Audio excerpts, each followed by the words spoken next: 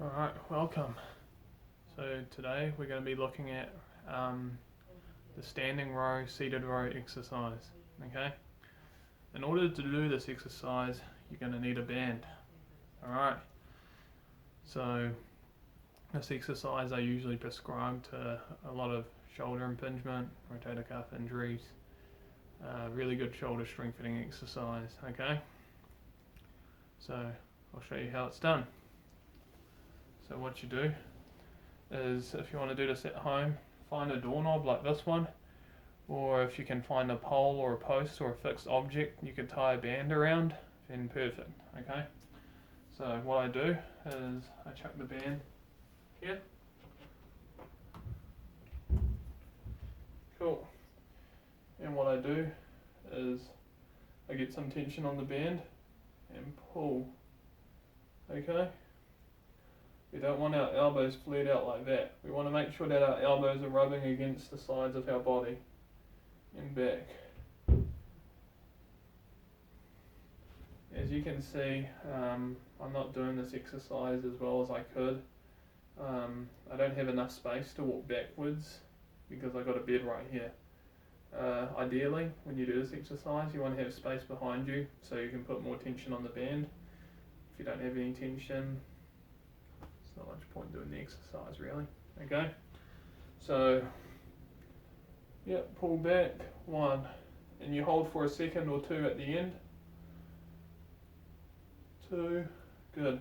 You want to pinch your shoulder blades together. That's what I was told when I was participating in bodybuilding quite a bit. You want to pretend there's a pin between your shoulder blades and you want to pinch it. You want to hold that pin between your shoulder blades. 2, 3.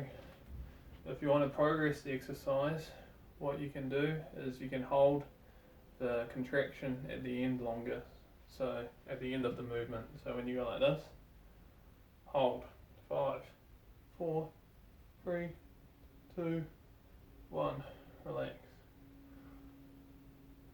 3, 2, 1. Okay. So just a bit of troubleshooting, particularly for those patients with injuries. Okay. So what you want to be, if for some patients I've experienced it, they can't pull back as far. Okay. So they can't get to here because it's just way too sore. If that's the case, then don't go as far. Okay. So what you can do is you can, instead of going all the way to here, which is full range, you just maybe go to here instead, or go to here, or just go to there. Whatever's comfortable, as long as you've got a reasonable amount of tension in it. Okay.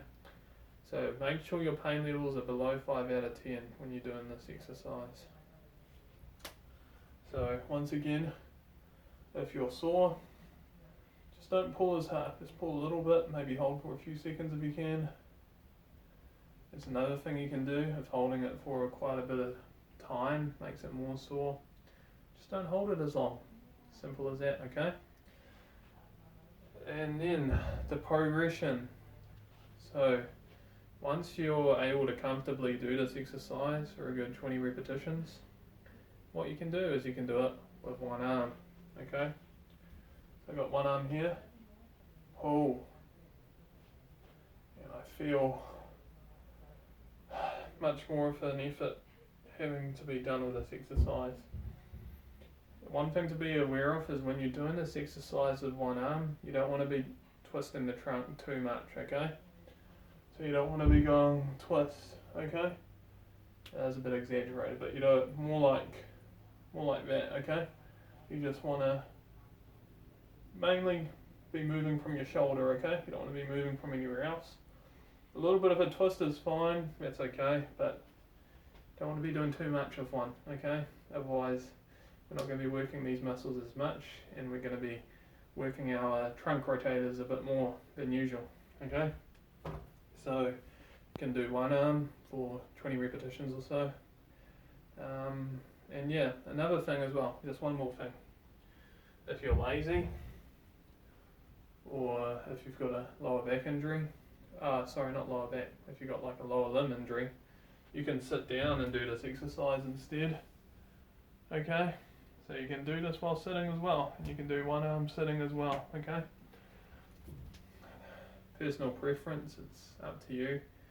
I prefer standing just because, you know, it's more functional, and also you're working a lot more other muscles around your body, especially the ones around here, okay, to stabilize your trunk. So that's it. I hope you've learned a lot. Have a good rest of your day. We'll see you later.